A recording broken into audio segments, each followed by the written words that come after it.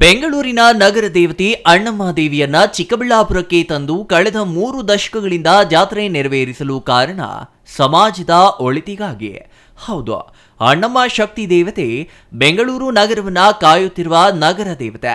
ಕಳೆದ ಹಲವು ಶತಮಾನಗಳಿಂದಲೂ ಬೆಂಗಳೂರಿನಲ್ಲಿ ನೆಲೆಸಿರುವ ಅಣ್ಣಮ್ಮ ದೇವಿ ಬೆಂಗಳೂರು ಪ್ರಗತಿಯನ್ನ ಕಾಪಾಡಿಕೊಂಡು ಬಂದಿದ್ದಾರೆ ಎಂಬ ಅಪಾರವಾದ ನಂಬಿಕೆ ಎಂದಿಗೂ ಹಲವರಲ್ಲಿ ಬಲವಾಗಿ ಬೇರೂರಿದೆ. ಇಂತಹ ಅಣ್ಣಮ್ಮ ದೇವಿ ಉತ್ಸವ ಮೂರ್ತಿಯನ್ನ ಚಿಕ್ಕಬಳ್ಳಾಪುರಕ್ಕೆ ತಂದು ಬರಪೀಡಿತ ಜಿಲ್ಲೆಯಾಗಿರುವ ಚಿಕ್ಕಬಳ್ಳಾಪುರದಲ್ಲಿ ಉತ್ತಮ ಮಳೆಯಾಗಿ ಉತ್ತಮ ಬೆಳೆ ಬಂದು ರೈತರು ಸಮೃದ್ಧಿಯಾಗಿರಬೇಕೆಂದು ದೇವರಿಗೆ ಬೇಡಿಕೊಳ್ಳಲಾಗುತ್ತದೆ. ಅಲ್ಲದೆ 4 ದಿನಗಳ ಕಾಲ ನಡೆಯುವ ಈ ಅದ್ದೂರಿ ಉತ್ಸವದಲ್ಲಿ ಇಡೀ ನಗರದ ನಾಗರಿಕರು ಭಾಗವಹಿಸಿ ದೇವರಿಗೆ ಮುಡಿ ತುಂಬುವ ಕೆಲಸ ಮಾಡುತ್ತಾರೆ. ಸಹಸ್ರಾರು ಸಂಖ್ಯೆಯಲ್ಲಿ ಭಕ್ತರು ಬಂದು ಪೂಜೆಗಳನ್ನ ನೆರವೇರಿಸಿ ತಮ್ಮ ಬೇಡಿಕೆಗಳನ್ನ ದೇವರಿಗೆ ಅರ್ಪಿಸುತ್ತಾರೆ.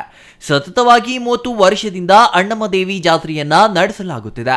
ಚಿಕ್ಕಬಳ್ಳಾಪುರದಲ್ಲಿ ನಡೆಯುವ ಜಾತ್ರೆಯ ವಿಶೇಷವೆಂದರೆ ದೇವಿಗೆ ಮಡಿಲು ಕಟ್ಟುವುದು.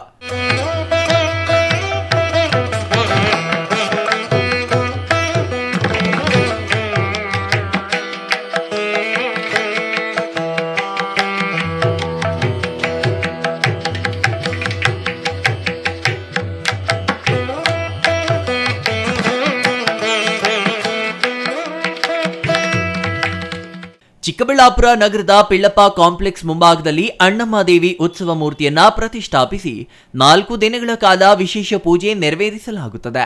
ಹಾಗೆ ಪೂಜೆ ನಡೆಯುವ ವೇಳೆ ನಗರದ ಜನರು ಬಂದು ಅಮ್ಮನವರಿಗೆ ಮುಡಿಯಕ್ಕಿ ಕಟ್ಟಿ ತಮ್ಮ ಬೇಡಿಕೆಯನ್ನ ನಿವೇದಿಸಿಕೊಂಡರೆ ಈಡೇರುತ್ತದೆ ಎಂಬ ನಂಬಿಕೆ ಚಿಕ್ಕಬಳ್ಳಾಪುರ ನಗರದ ಜನರಲ್ಲಿ ಬಲವಾಗಿ ಬೇರೂರಿದೆ.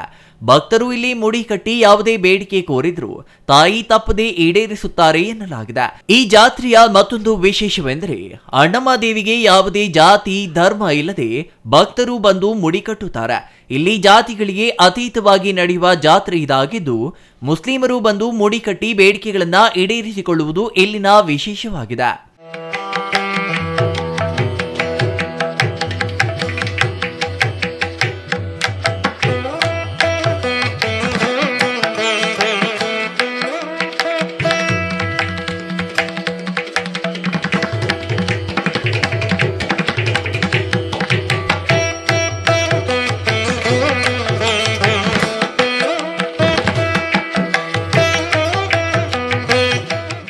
ಮತ್ತೊಂದು ವಿಶೇಷವೆಂದರೆ ಹಿಂದೆ ಸಾಂಕ್ರಾಮಿಕ ರೋಗಗಳು ಬಂದು ಇಡೀ ನಗರ ಪರದಾಡುವ ವೇಳೆ ಅಣ್ಣಮ್ಮ ದೇವಿಯನ್ನ ತಂದು ಪೂಜೆ ಮಾಡಿ ಮುಡಿ ಕಟ್ಟಿದ ಕೂಡಲೇ ನಗರವನ್ನ ಬಾಧಿಸುತ್ತಿದ್ದ ರೋಗ ಪವಾಡವೆಂಬಂತೆ ಮಾಯವಾಗಲಿದೆಯಂತೆ.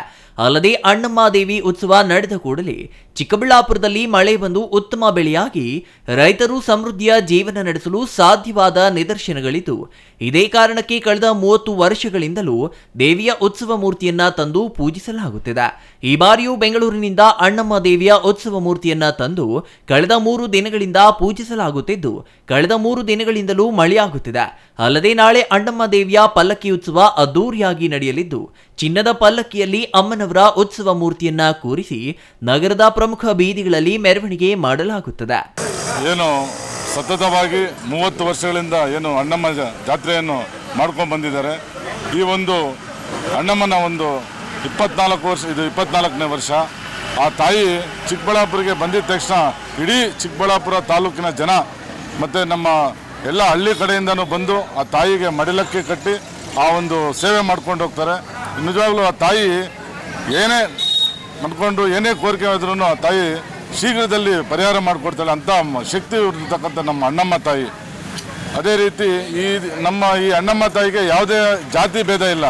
ನಿಜವಾಗ್ಲೂ ಮುಸ್ಲಿಂ ಜನಾಂಗ ಬಂದು ಇಲ್ಲಿ ಅಣ್ಣಮ್ಮನಿಗೆ ಆರತಿ ಇಟ್ಟು ಅವರು ಮಡ್ಲಕ್ಕಿ ಕೊಟ್ಟು ಹೋಗ್ತಾರಂತೆ. ನಿಜವಾಗ್ಲೂ ಆ ಸೀನ್ ನೋಡಿದಾಗ ನಮಗೆ ಎಷ್ಟು ಸಂತೋಷ ಆಗುತ್ತೆ ಅಂತಂದರೆ ರೋಮಾಂಚಕರ ಆಗುತ್ತೆ. ಯಾಕೆ ಅಂತಂದರೆ ಇದಕ್ಕೆ ಯಾವುದೇ ಜಾತಿ ಭೇದ ಇಲ್ಲ. ಪ್ರತಿಯೊಬ್ಬರು ಅಷ್ಟೇ ಚಿಕ್ಕಬಳ್ಳಾಪುರ ತಾಲೂಕಿನಲ್ಲಿರ್ತಕ್ಕಂಥ ಪ್ರತಿಯೊಬ್ಬರು ಬಂದು ಆ ಅಮ್ಮನಿಗೆ ಮಡ್ಲಕ್ಕಿ ಸೇವೆ ಮಾಡ್ಕೊತಾರೆ. ಆ ದೇವಿ ಎಲ್ರಿಗೂ ಒಳ್ಳೇದು ಮಾಡಲಿ, ಒಳ್ಳೆ ಆರೋಗ್ಯ ಕೊಡಲಿ ಮತ್ತು ಒಳ್ಳೆ ಬೆಳೆ ಆಗಲಿ.